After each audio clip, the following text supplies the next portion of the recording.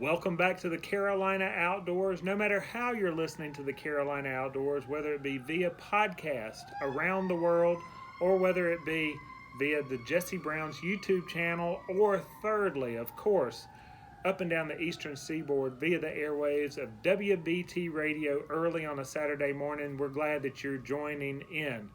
I'm Bill Barty, one of the outdoor guys from Jesse Brown's, sitting in here, but alongside me today is not Don Yeager. Don Yeager is on assignment, and he really is on assignment. He's still out there fishing, no matter the changing times and what a lot has happened in 1 week, and we were still talking about travel, but being aware.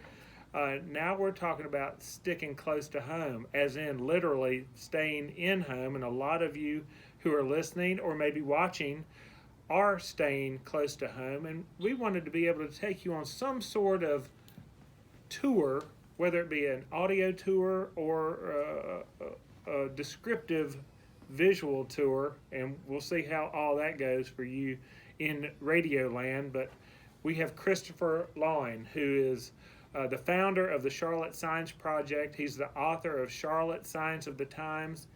And for those of you who may not have an excellent view of the past or maybe the present, we're going to try to bring that to you on this segment of the Carolina Outdoors. And Christopher, this week, Mecklenburg County shut down all dine-in restaurants.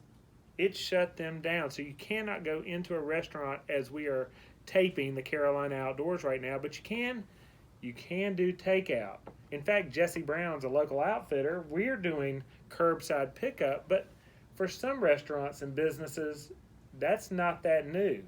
Tell us about one of the long-time local restaurants in Charlotte who's always done takeout or curbside. That's right. South 21 Drive-In restaurants have been doing takeout curbside since 1955.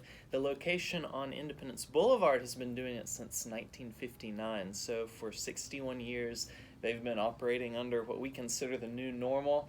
You call in your order, or you put it in through the speakers, and they walk it out to you, or you walk in and pick it up yourself, and you're on your merry way. So you can go get a big boy burger, or a trout dinner, or some good onion rings, and fill your belly while helping out the local food economy. Of course, they're featured in your book, Charlotte Signs of the Times, and as they do curbside pickup, as will we. You can order in Charlotte Signs of the Times from Jesse Brown's. Just swing around, and we will bring it straight to your car, or we can ship it to you. Go to jessebrowns.com. You'll see Charlotte Signs of the Times there during this times of change, if you will, which sounds like an incomplete descriptive of everything going on, but it's all I have at this moment.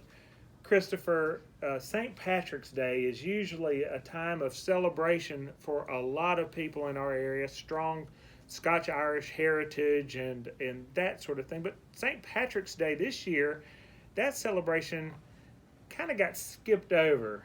Nobody is in the mood to celebrate, and we recognize that. But we wanted to talk a little bit about St. Patrick's Day in the Wayback Machine, if you will, because I saw on the Charlotte Signs Project social media account, Instagram, you had a then and a now post about the St. Patrick's Day parade in 1956. 1956. So tell us about the then picture and sign that's in that picture, and the now sign and event that's going on in that picture. Well, I wanted to make sure to introduce or to, show that history of the sign, because not many people know about it, and it's actually pictured on the back of the book. The now is the Dilworth Neighborhood Grill, and it is over at East Moorhead Street. As you can see, the central image right there, and it looks like a movie theater marquee. And for years I wondered about that, and I thought it was so bizarre that they had that on the side of a plain brick building over a restaurant. And anyways, in doing some research one day, I came across a photograph from the very first St. Patrick's Day parade that was held in 1956. And that has an interesting story in and of itself. Grady Cole, the famed radio broadcaster on WBT. Yes, 32 years worth. Yes, oh certainly. He put out a call on March 16th of 1956 and said, "We don't have floats, we don't have bands. If you want to join in this spur of the moment parade tomorrow, meet me down on Tryon Street." And so there were local leaders of congregations, there were politicians, and just members of the community that came out. But one of the images that was captured from that parade featured Grady Cole walking down Tryon Street, and it showed the marquee, I should say, of the original Tryon Theater that was located on South Tryon Street, and it had this exact marquee. And that really was bizarre to me because it was the same design, the same neon, everything was the same. And come to find out, after doing research, there was a family who saved the marquee before the building was demolished and took it back to their building that they operated a business out of and put it up and restored the neon. And here we have it years later. Wow. So, in able to save the sign, they took it, moved it, and now it's on Moorhead, right That's off of exactly Moorhead. right. Yes. So those of you who are traveling through Charlotte down Moorhead Street can see this sign. Now, what business is that marquee on now? The marquee is on the Dilworth Neighborhood Grill, basically. There's a few businesses in that building, but as you can see, the Dilworth Neighborhood Grill is the main tenant of that building, and they're the ones that has the sign up. The whole shopping center is called Cavaleros Village, named after the family that operated a skating rink and actually was the ones that saved the sign. But apparently Mr. Cavaleros put it on the back of a trailer, carted it from South Tryon over to Moorhead, and then they installed it pretty soon after. We're the Outdoor Guys from Jesse Brown's here on the Carolina Outdoors. No matter how you're listening, whether it be via podcast, maybe you're joining in on the Jesse Brown's YouTube channel, which you can see how good looking we really are. Despite what my mother said that I had a face made for the radio. I don't know what that's all about. Or lastly, of course, via podcast. And if you are listening to us via podcast, we hope that you'll subscribe and also rate and review us. It helps other people find the Carolina Outdoors and lets them listen in too. We're talking to Christopher Line right now on this segment. He is the founder of the Charlotte Signs Project, also author of Charlotte Signs of the Times. And just to go backwards just a little bit, Christopher, it sounds like that family had the same mindset as you did in preserving and restoring Charlotte's sign history. Am I getting that right? Is that what the Charlotte Sign Project is all about? Very much so. It initially started out as a visual way to preserve this history. It has now transitioned into more of a physical and tangible way to preserve the history, whether it's through the actual saving of signs or visiting sign companies restoring signs. And a few weeks ago, I traveled to a sign shop down in Fort Mill, South Carolina. They are restoring the Park Road Shopping Center sign, all 200 plus pieces of it. And that picture is on my Instagram as well. But I was able to see the individual metal panels that they had sandblasted and recoated with paint. I saw the channel letters that used to be neon, that then were an old LED style, and now they've restored with a new LED. And so it's going to be quite a restoration once it's back up and installed back on the shopping center.